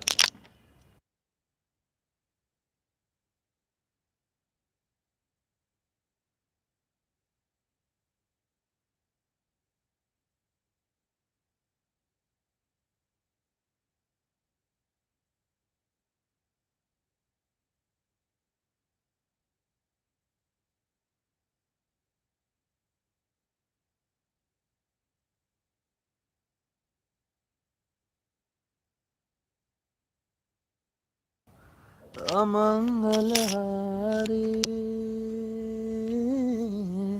द्रवहु सुदशरथ जर बिहारी। चलो भाई शुरू करते हैं। तो एंडोमॉर्फ फैट, सॉफ्ट और राउंड, रिलैक्स और सोशिएबल। क्या हाल चाल है। उसके बाद मीजोमॉर्फ की बात करते हैं। M for Mizo, M for muscle, M for Mizo, M for muscle, ऐसे याद करो। तो भैया जिसके अंदर मसल ज्यादा होगी, ये मस्कुलर लोग, ये डोले शोले मारने वाले, इंग्लिश ठुमके दिल की रिदम पे। तो मीजोमॉर्फ जो होते हैं ये हाईली मस्कुलेचर होते हैं, इनका मस्कुलेचर बड़ा हाई है, देख रहे 6 पैक वगैरह लौंडे के एकदम कतई बढ़िया से बने हुए। तो हाई मस्कुलेचर वाले लोग होते हैं और ये बड़े करेजियस होते हैं, दे आर वेरी करेजियस। और क्योंकि ये करेजियस है ये बड़े एनर्जेटिक भी होते हैं। तो हाई मस्कुलेचर, हम इन्हें कहते हैं कि ये रेक्टेंगुलर बॉडी वाले। रेक्टेंगुलर क्यों कहते हैं? कंधे इनके ऐसे होते हैं तो इनका चौड़ाई आ जाती है। सो इनके कंधे और इनकी वो नीचे वाला हिस्सा क्योंकि एक सिमिलर शेप में है तो रेक्टेंगुलर हम कहते हैं इन्हें। सो हाई मस्कुलेचर होता है but they are very courageous and energetic, बहुत करेजियस होते हैं और एनर्जेटिक भी होते हैं। उसके बाद एक्टोमॉर्फिक लोगों की बात करते हैं। एंडो मोटा, एक्टो मस्कुलर। तो ecto means thin and skinny. इन्होंने कहा कि ये लोग थिन और स्किनी होते हैं लेकिन ये ब्रेनी और आर्टिस्टिक भी होते हैं। मेरी क्लास में एक लड़की थी पहले जो काफ़ी थिन थी, काफ़ी थिन थी, and bro she used to top, और बहुत ज़्यादा आर्टिस्टिक भी थी। मतलब वो एकदम परफेक्ट एग्जांपल थी शेल्डन साहब के लिए कि इस पे मैं बनाऊंगा थ्योरी। सो ब्रेनी और आर्टिस्टिक होते हैं but they are also introverted, she was a introvert too. तो एक्टोमॉर्फ कैसे होते हैं? थिन और स्किनी होते हैं, ब्रेनी भी होते हैं लेकिन इंट्रोवर्टेड होते हैं। ठीक है, ये इनकी पर्सनालिटी के बारे में है शेल्डन साहब के अकॉर्डिंग। चलो भाई आगे चलते हैं। अब उसके बाद one of the most important वाला आ जाता है, that is Carl Jung. That is Carl Jung. इसे युंग कहना ना कि जंग, है ना, युंग कहो इसे। तो कार्ल युंग साहब ने बताया ये one of the most common personality type approach, that is introvert versus extravert. Extravert है, very important, it is not extrovert, it is extravert, there is a A not an O. तो भैया अगर आप psychology के student हो आपको तो ए नहीं बोलना, आपको तो ओ बोलना है, right. Introvert versus extravert. So introverts कौन होते हैं? अरे सबको पता है, जो अलोन रहना पसंद करते हैं, सोशिएबल कम होते हैं, लोगों से बातचीत कम करते हैं, do not like to be in social activities, social gathering में पसंद नहीं करते। इंट्रोवर्ट लोग वी ऑल नो कैसे होते हैं। अच्छा ये कार्ल यूंग है, बाय द वे, शक्ल देख लो, काफी कूल इंसान है कार्ल यूंग। वहीं दूसरा है एक्सट्रावर्ट। एक्सट्रावर्ट कौन होते हैं? ऐसे लोग जो हाईली सोशिएबल है, जो बहुत सोशल है, लोगों से बातचीत करने में मज़ा आता है, लोगों के साथ ग्रुप्स में रहना पसंद है, एक्टिविटीज़ करना पसंद है, ये एक्स्ट्रावर्ट होते हैं, लोगों के साथ घुलने मिलने वाले। इंट्रोवर्ट्स जो लोगों के साथ रहते हैं, और एक्स्ट्रावर्ट जो लोगों से दूर दूर, सॉरी इंट्रोवर्ट जो लोगों से दूर रहते हैं, एक्स्ट्रावर्ट जो लोगों के साथ रहते हैं। तो बड़ा ईजी है कार्ल युंग का इंट्रोवर्ट वर्सेज एक्स्ट्रावर्ट याद करना इंपॉर्टेंट है। Then we talk about Friedman and Rosenman, दोनों वर कार्डियोलॉजिस्ट। बहुत इंटरेस्टिंग उन्होंने थ्योरी दी, इन्होंने दी टाइप ABCD थ्योरी। सबसे पहले इन्होंने बताई कि देर आर 4 प्रकार की पर्सनालिटी, 4 टाइप की personality, type A, type B, type C, type D। कैसे पता लगाया इन्होंने? ये दोनों कार्डियोलॉजिस्ट थे, तो इनका अपना एक वो था, क्लिनिक था। इन्होंने देखा कि क्लिनिक की कुछ पर्टिकुलर सीटें ज़्यादा घिसनी है। हम बैठते हैं ना बाहर क्लिनिक के बाद, अब इंडिया में तो लोहे की सीट्स होती है, बाहर अच्छी गद्देदार भी होती है। इन्होंने देखा कि जो लोग पर्टिकुलर जगह पे बैठ रहे हैं ना, कुछ स्पेसिफिक लोग, उधर ही ज्यादा वेयर एंड टियर हो रहा है आपकी चेयर का, यानी चेयर ज्यादा जल्दी घिस रही है। तो जो चेयर ज्यादा घिस रही थी, इन्होंने देखा उस चेयर पे बंदे कौन बैठते हैं, और इन्होंने देखा जो बंदे बैठते हैं वो उनकी पर्सनालिटी कैसी है, और उस बेसिस पे इन्होंने बताए टाइप A पर्सनालिटी। और ऐसी तो मेरी मम्मी की पर्सनालिटी है, टाइप ए पर्सनालिटी। ऐसे लोग हमेशा हरी में होते हैं, हमेशा बहुत जल्दी में होते हैं, हमेशा बर्डन कर लेते हैं अपने आप को बहुत सारे काम के साथ। कभी भी इनके लिए फ्री बैठना बहुत दिक्कत होती है ना, रिलैक्स करना बहुत दिक्कत है ना। एक दिन की ट्रिप पे भेज दो, यार मुझे काम करना है यार। ऑलवेज हाई ऑन मोटिवेशन होते हैं, बहुत ज़्यादा हाई ऑन मोटिवेशन है इनके लिए। रिलैक्स करना मुश्किल है, छुट्टी लेना is a challenge for themselves. हमेशा काम करते रहते हैं, हमेशा एनर्जी में हाई होते हैं, बर्डन कर लेते हैं खुद को बहुत सारे वर्क के साथ, है ना। सो इनकी टाइप ए पर्सनालिटी होती है। लेकिन दिक्कत क्या है कि ऐसे लोग एक पर्टिकुलर डिजीज यानी हाइपर हार्ट रिलेटेड डिजीजेस के लिए बहुत ज़्यादा प्रोन होते हैं। For example hypertension and CAD, coronary artery diseases, ठीक है, तो ये उसके लिए बहुत ज़्यादा होते हैं।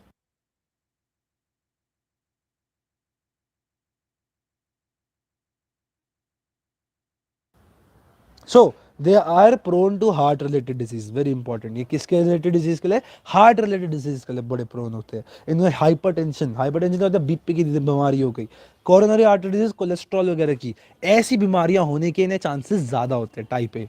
Type B completely opposite to type A, chill मारते हैं, चिल करेंगे, खुद को बर्डन नहीं करते, ऑपोजिट है। अब जो बंदा चिल मारेगा उसे कोई बीमारी होगी क्या? नहीं होगी। Finds ways to relax, easy going होते हैं, और इन्हें कोई डिजीज के लिए आज सच कोई प्रोन भी नहीं होता है ना। फिर बात करते हैं टाइप C। C के लिए कौन सी कोई बीमारी बताओ? C से, C स्टैंड्स फॉर कैंसर। तो C, type C stands for cancer. ऐसे लोग कैंसर के लिए प्रोन होते हैं। कोऑपरेटिव, ऐसे लोग बड़े कोऑपरेटिव होते हैं, अथॉरिटीज के रूल फॉलो करते हैं, लाल बत्ती पर रोक लेते हैं गाड़ी जबकि पूरा वो खाली है, रात के 2 बजे तब भी रोक रहे हैं। हाइड नेगेटिव इमोशन, जैसे लोग अपने नेगेटिव इमोशन हटाते हैं और सबमिसिव होते हैं बहुत ज्यादा। अब अपनी कोई पर्सनालिटी इतनी छुपा के रखेगा तो उसको नेगेटिव इमोशंस तो और ज्यादा बनेंगे। दैट इज वाई इनके टाइप C पर्सनालिटी होती है। C stands for cancer over here. एक मूवी है 10वें दानिया, 10वें दानिया, बहुत ही प्यारी मूवी है, एंड उसके ऊपर टाइप C पर्सनालिटी बहुत ज्यादा आप उसमें मूवी में देख सकते हो। इंडियन मूवी है, हिंदी मूवी है, 10वें दानिया। इट इज मेड, 10वें दानिया इज अ रशियन वर्ड, ठीक है जी। उसके बाद let's talk about type D stands for depression. Depression कैसे लोगों को होगा भैया?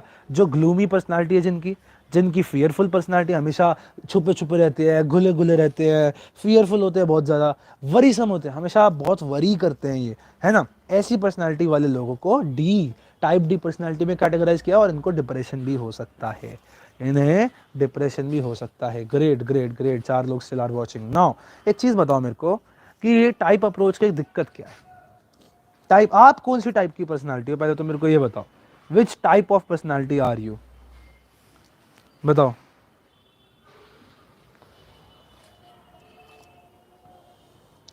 बताओ आप कौन सी प्रकार की पर्सनालिटी हो इन सारी पर्सनालिटी में? क्या आप type A, type B, type C हो? सत्व गुण है आपके अंदर, रजस गुण है, तामसिक गुण है, और क्या आपके अंदर? आप एक्स्ट्रावर्ट हो, इंट्रोवर्ट हो, आप मीजोमॉर्फ हो, एंडोमॉर्फ हो, एक्टोमॉर्फ हो, क्या हो आप? What do you feel you are? बताओ। Which personality do you feel you are? जैसे क्वेश्चन पूछता हूँ बंदे कम हो जाते हैं, पता नहीं डर लगता है लोगों को, पता नहीं डर लगता है लोगों को, पता नहीं डर लगता है लोगों को। क्या बात है। Now let's talk about culture and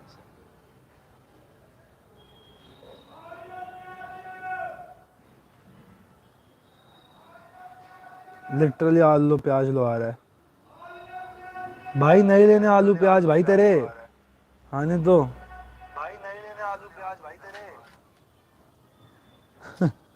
वाह भाई, वाह भाई वाह, वाह भाई वाह। चलो भाई, कोई नहीं।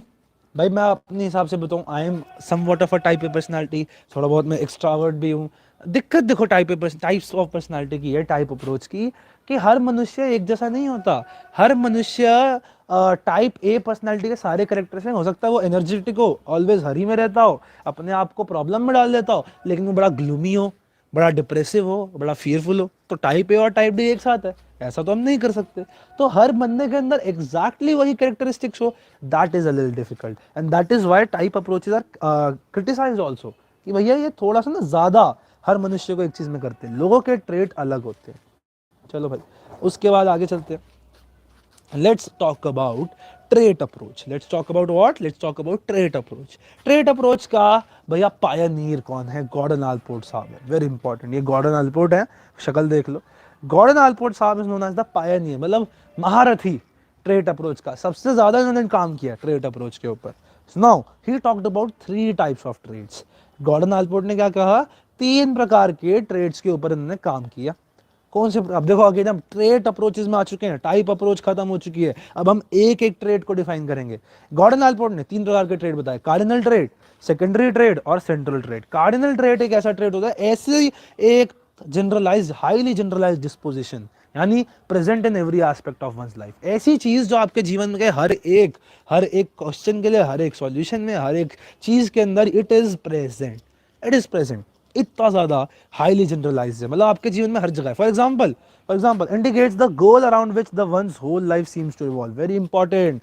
कार्डिनल ट्रेट एक ऐसा गोल होता है जिसके आसपास एक मनुष्य की पूरी जिंदगी लगता है कि रिवॉल्व हो रही है, पूरी की पूरी जिंदगी रिवॉल्व होते हुए दिखती है। तो that is what, that is a cardinal trait. Now for example Mahatma Gandhi का कार्डिनल ट्रेट क्या था? नॉन वायलेंस था यार। इनके पूरे जीवन में इन्होंने नॉन वायलेंस के आसपास काम किया है। ये अफ्रीका में थे, वहाँ काम किया, इन्होंने इंडिया में काम किया, इन्होंने डांडी मार्च करी, इन्होंने वो बहुत सारी जगहों पे काम किया। तो ये सब नॉन वायलेंस इन्होंने वो किया, साइमन गोवैक का काम करवाया। ये हर जगह पे इन्होंने नॉन वायलेंस का साथ दिया। तो non violence, not independence, was his cardinal trait. Non violence was his cardinal trait. Hitler का क्या था? हिटलर का नाजिज्म था। हिटलर का क्या था? नाजिज्म था। पॉइंट इज हमें अपना कार्डिनल ट्रेट पता होना चाहिए कि what is my one goal जिसके आसपास मेरी पूरी जिंदगी रिवॉल्व करेगी। फॉर एग्जांपल मेरा है ज्ञान बांटना। I want to spread knowledge, इसलिए मैं ऐसी फील्ड्स में जाना चाहता हूँ जिसमें मैं नॉलेज स्प्रेड करूँ। That is my cardinal trait. The moment you find your cardinal trait is the moment you actually go one step towards self actualisation. ठीक है, तो अपने आप को समझना है, इसलिए इंपॉर्टेंट है। आगे चलते हैं। Central trait. Central trait, cardinal trait ऐसे जिसके आसपास पूरी होल लाइफ रिवॉल्व करते हैं। सेंट्रल ट्रेट ऐसे होते हैं जो आपको बताते तो हैं लेकिन बहुत ज्यादा जनरलाइज नहीं है, लेस परवेसिव होते हैं। Still a little generalise, often written in jobs and CV resume. भैया ऐसी चीजें, ऐसे आपकी बारे में फीचर्स जो अपने रिज्यूम में लिखते हो। I am a good human, good communication skills, I have a good personality, है ना, क्रिएटिव हूँ मैं, फ्रेंडली हूँ, हेल्पफुल हूँ, अग्रीएबल हूँ। ये सब के सब क्या बताते हैं? योर सेंट्रल ट्रेट होते हैं। जो भी आप अपने बारे में बोलते हो, I am a guitarist is a central trait. लेकिन उसके बाद कहते हैं I like to watch movies.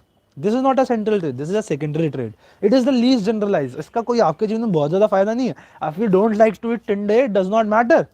आपको टिंडे खाना पसंद नहीं है तो मैं क्या करूं, है ना? तो दैट इज द पॉइंट है। ठीक है, सो अगर आपको टिंडे खाना पसंद नहीं है, that is just secondary trade, that is likes and dislikes of a person. तो कार्डिनल ट्रेड ऐसा एक चीज जिसके आसपास पूरी होल लाइफ रिवॉल्व कर रही है। सेंट्रल ट्रेड्स ऐसे ट्रेड्स जिसके आसपास आपको जीवन तो रिवॉल्व नहीं कर रहा, लेकिन वो आपको बहुत ऐसे एक्सप्लेन करते हैं, रिज्यूम में लिखते हो, आप अपने बारे में कैरेक्टरिस्टिक्स में बताते हो उसे। Then we have the secondary traits, ऐसे ट्रेड जो कि लीस्ट जनरलाइज है, जो जनरलाइज बहुत कम है। और ये हमारी लाइक्स और डिसलाइक्स के बारे में बात करते हैं कि what are my likes, what are my dislikes. ठीक है, तो ये पॉइंट यहाँ पे आता है। उसके बाद let's talk about the next type approach, sorry trait approach. What is the next trait approach? Raymond कटेल की है। किसकी है? रेमंड कटेल की। बहुत इंटरेस्टिंग है। रेमंड कटेल साहब ने भी बहुत काम किया। इन्होंने पहले इंसान पहले तो नहीं थे, बट ये फैक्टर एनालिसिस का यूज़ किया। बहुत ही इंपॉर्टेंट स्टेटिस्टिकल टूल है जो हम साइकोलॉजिकल टेस्टिंग एंड मेजरमेंट में यूज़ करते हैं। फैक्टर एनालिसिस बहुत ज़्यादा इंपॉर्टेंट है। आप अपनी मास्टर्स में जाते हो, आप अपने बीए थर्ड ईयर में जाते हो, आपका हर जगह पे ये यूज़ होता है। सो रेमंड कटेल ने फैक्टर एनालिसिस यूज़ करी, it is a statistical technique, to find out common traits in people. इन्होंने देखा कि हर बंदे को ढूंढा और कम से कम एक बहुत सारे हजारों लोगों को देखा, उनके सारे ट्रेड्स लिख लिए और उन सारे ट्रेड्स को ना एक साथ करके उनमें पैटर्न देखा कि क्या क्या चीज़ सिमिलर है। Can you imagine, lakhs of trade में से निकाल के उन्होंने 16 प्राइमरी ट्रेड्स निकाल दिए। बताओ, इन्होंने 16 प्राइमरी ट्रेड्स निकाल दिए हजारों ट्रेड्स के अंदर में से सिर्फ 16 जो हर पर्सनालिटी के अंदर होते हैं। मतलब वो ऑब्वियसली ऊपर नीचे होते हैं, बट कम ज़्यादा होते हैं, बट होते हैं। तो 16 प्राइमरी ट्रेड्स बताए। According to him there are 2 types of traits. पहले होते हैं सोर्स ट्रेड्स। भैया सोर्स, ये तो एकदम ऐसा है जैसे नदी है, उसके नीचे लावा बह रहा है, तो लावा के ऊपर ऊपर थोड़ा ना फॉग आ जाती है, तो जहाँ से लावा फट रहा है ये हो गया आपका सोर्स, और ये जो ऊपर का फॉग है ये हो गया सरफेस। नाउ सोर्स ट्रेड्स कौन से हैं? 10-16 प्राइमरी ट्रेड्स जो इन्होंने देखे थे, वो है सोर्स हर चीज का। उनके इंटरमिंगल होने से अलग अलग नए ट्रेड्स बनते हैं, result from their interaction of source trait which are the surface traits. Very important. Source traits जो होते हैं बड़े स्टेबल होते हैं, surface traits not so stable होते हैं। 16 होते हैं, कभी गूगल करना, हम पहले पढ़ाते थे अब नहीं पढ़ा रहे, क्योंकि भैया व्हाट्स द फायदा, इस बार बोर्ड वैसे ही बड़ा स्ट्रिक्ट है ना। Consider as the building blocks of the personality. ये जो 16 प्राइमरी ट्रेड्स है according to Raymond Cattell, these are the building blocks of personality. Surface trait क्या होते हैं? इन 16 के मिक्सचर से, जैसे सपोज 1 और 2 मिल गए तो एक नया बन गया बी, तो वो बन गया एक trade. For example happiness plus anger की बात करूं तो एनवी या जेलसनेस या अजीब सा टॉक्सिसिटी ये आ गई, तो that is a surface trade. तो इन्होंने बोला 2 प्रकार के ट्रेड्स है, एक है सोर्स ट्रेड जो 16 है, सरफेस ट्रेड इनके इंटरमिंगल होने से जो नई नई नई नई चीजें बनती है। कितने सोर्स ट्रेड सरफेस ट्रेड्स बन सकते हैं? अनगिनत। 16 को एक दूसरे से कितना भी इंटरमिंगल कर लो, बहुत अनगिनत बनेंगे, इन्फिनिट के आसपास बनेंगे, है ना भाई। चलो, रेमंड कटेल गेव, अब अपने 16 ट्रेड्स के ऊपर लोगों के अंदर टेस्ट करने के लिए उन्होंने एक क्वेश्चनियर बनाया, 16 PFQ, that is 16 personality factor questionnaire which is a personality test. Important है, 1 मार्कर है और बहुत इंपॉर्टेंट भी है। तो ये बताया इन्होंने। आगे चलते, अब ये बात हुई थी रेमंड कटेल की, अब बात करते हैं एच जे आइजिंग साहब की। H J icing talked about different dimensions over which personality differs. Very important. इन्होंने कहा कि भैया डायमेंशन की बात करिए। अब डायमेंशन क्या होती है? It's like a dumbbell. Dimension is like a dumbbell. Dumbbell में 2 पोल्स होते हैं, डंबल में 2 पोल्स होते हैं, एक ये वाला पोल है, एक ये वाला पोल है ना। देखो ये डंबल में 2 पोल्स होते हैं। अब इन 2 पोल्स का मतलब क्या है? ये 2 डिफरेंट अलग अलग लाइक्स हैं। ये 2 एक सिक्के के 2 पहलू होते हैं, इन 2 हिस्सों में है। कोई भी चीज इन 2 के बीच में हो सकती है या उनके एक का पास हो सकती है। फॉर एग्जाम्पल सपोज ये हैप्पीनेस है और ये सैडनेस है। किसी बंदे को मैंने यहाँ मेजर किया, यानी वो ज्यादा सैड है। किसी बंदे को मैंने हैप्पीनेस की तरफ करा तो वो उसमें सैडनेस ज्यादा है। तो डायमेंशन का मतलब ये होता है कि ये 2 चीजों के बीच में कोई भी चीज हो सकती है। एग्जाम्पल्स 3 उन्होंने बताए। पहले बताया neuroticism versus emotional stability. What is neuroticism? Emotional unstability is what we call as neuroticism. So lack of control over emotion. ऐसे लोग जो बड़े मूडी होते हैं, छोटी छोटी बात पर रो जाते हैं, बड़े एंग्शियस होते हैं, रेस्टलेस होते हैं, लोगों की बात नहीं सुनते, ऐसे लोग न्यूरोटिक होते हैं। ऐसे लोग क्या होते हैं? न्यूरोटिक होते हैं। Versus emotional stability. What is emotional stability? भैया ऐसे लोग जो शांत रहते हैं, काम रहते हैं, कंपोज रहते हैं, इवन टेम्पर्ड वाले, सोच के कोई काम करते हैं, हर चीज को ये हवाबाजी में नहीं उड़ा देते, ठीक है, ऐसे लोग इमोशनली स्टेबल होते हैं। सो एक हो गया न्यूरोटिसिज्म, दूसरा हो गया इमोशनल स्टेबिलिटी। तो दैट इज द पॉइंट। उसके बाद second, introversion versus extraversion. Introversion versus extraversion. So introversion obviously अभी हमने पढ़ा था कार्ल यूंग का सॉरी, कि पैसिव क्वाइट होते हैं, लोगों से दूर रहते हैं। एक्स्ट्रावर्जन जो लोगों के साथ रहते हैं, थ्रिल सीकिंग होते हैं। इनका थोड़ा सा एक्स्ट्रावर्जन इंट्रोवर्जन थोड़ा सा डिफरेंट है, ठीक है, इनको याद रखना। उसके बाद साइकोटिसिज्म वर्सेस सोशियबिलिटी। साइकोटिक लोग कौन होते हैं? बड़े खतरनाक लोग जो सोसाइटी के खिलाफ है, साइकोटिक है ना।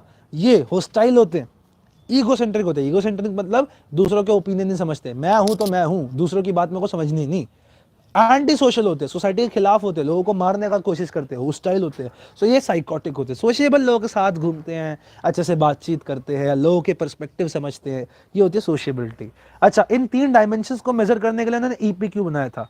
आइजेंक्स पर्सनालिटी क्वेश्चनियर, रेमंड कटल ने बनाया था 16 PFQ, 16 पर्सनालिटी फैक्टर क्वेश्चनियर अपने 16 पर्सनालिटी फैक्टर्स को करने के लिए। HJ आइजक ने बनाया EPQ अपने 3 डायमेंशंस को करने के लिए। HJ आइजक ने MPI भी बनाया था, मॉडलेस पर्सनालिटी इन्वेंटरी। तो इनका नाम क्यों नहीं है उसमें HJ आइजक का? क्योंकि MPI जो है Maudsley personality inventory, Maudsley is the name of the hospital जिसके अंदर आइजक साहब ने अपना ये पेपर बनाया था, अपना ये टेस्ट बनाया था उन वहाँ के बहुत सारे पेशेंट्स को देख के। तो ये अलग अलग है जो HJ आइजक ने बनाए। अच्छा जी, आइजक के बाद आगे आते हैं, this is the last 5 factor model of personality, उसके बाद सिगमंड फ्रॉइड शुरू होगा। सो ये आज का लास्ट टॉपिक है अभी वाली का, फिर 4 से 6 में हम सिगमंड फ्रॉइड शुरू करेंगे। नाउ आखिरी वाली पे आ जाते हैं, आखिरी personality theory, that is 5 factor model of personality. कौन कौन है अभी तक, कौन कौन है? एक बार हाई बोल दो भाई जो है। 5 factor model of personality, very important, very important. इन्होंने कहा हमारी पर्सनालिटी जो है वो ऐसे 5 फैक्टर्स से बनी है, also known as ocean model of personality and also known as big 5 factor theory of personality. Very very important, big 5 factor theory of personality भी इसे कहते हैं हम। Now given by Paul Costa and Robert McCrae, very good, very important. किसने दिया भैया? ये दिया है पॉल कोस्टा और रॉबर्ट मैक्रे ने दी है। 2 इंपॉर्टेंट नाम है, बहुत इंपॉर्टेंट नाम है। मैकडोनल्ड्स का मैक्रे और कोस्टा, मेरे को तो कोस्टा वो वाला लगता था, वो लाकोस्ट आता था ना, एलिगेटर वाली ब्रांड है, तो मैं तो उससे याद करता हूँ। Ocean model, OCEAN, O stands for openness to new experiences.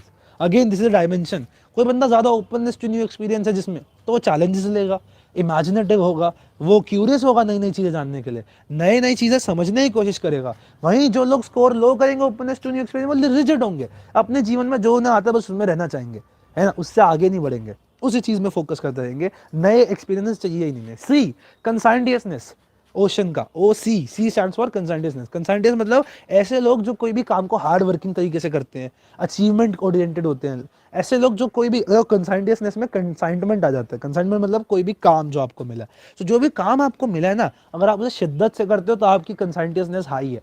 जो लोग शिद्दत से करते हो डिपेंडेबल है, क्योंकि आपको पता है ये बंदा काम करेगा, वो रिस्पॉन्सिबल होते हैं, बहुत ज्यादा बड़े हार्ड वर्किंग लोग होते हैं, है ना, तो इनका स्कोर भी इसलिए हाई है। वही जो बंदा कंसाइंडियस नहीं है वो क्या होगा? इंपल्सिव होगा, थिंक बिफोर एक्ट नहीं करता, कोई भी काम ढंग से नहीं करता, तो बड़ा स्कोर लो करता है।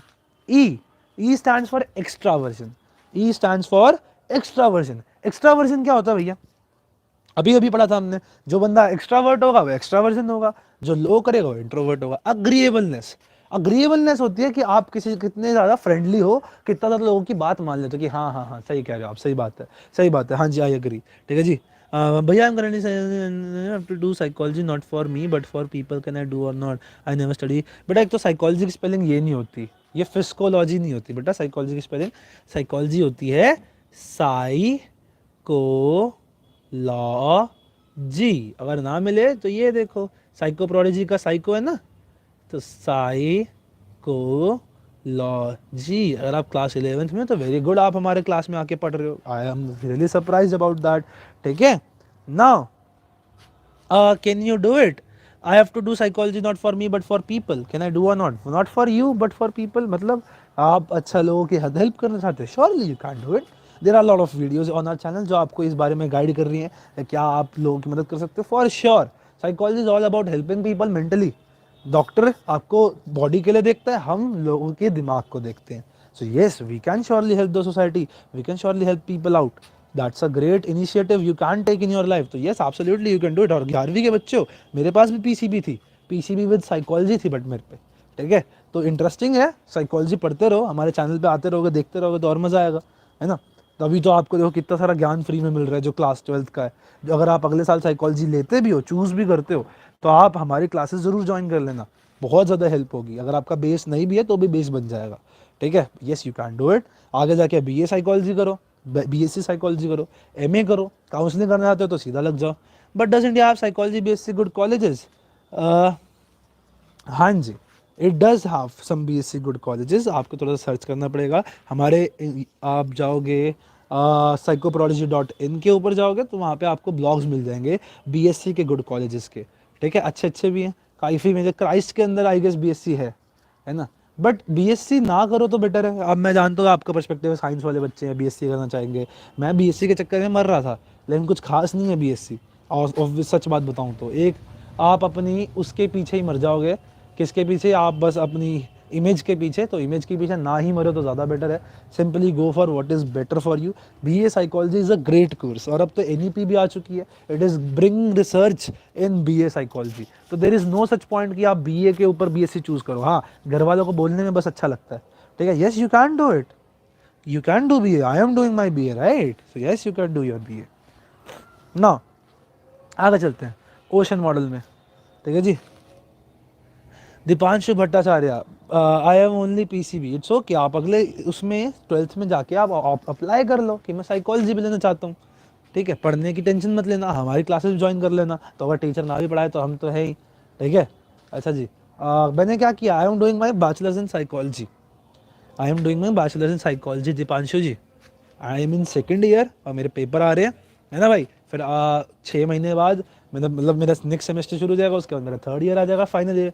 और फाइनल ईयर के बाद I will go for my MA in psychology and then I will do my MPhil in psychology and MPhil के बाद I will become a clinical psychologist और मैं प्रोफेसर बनना चाहता हूँ। That is my whole aim behind me.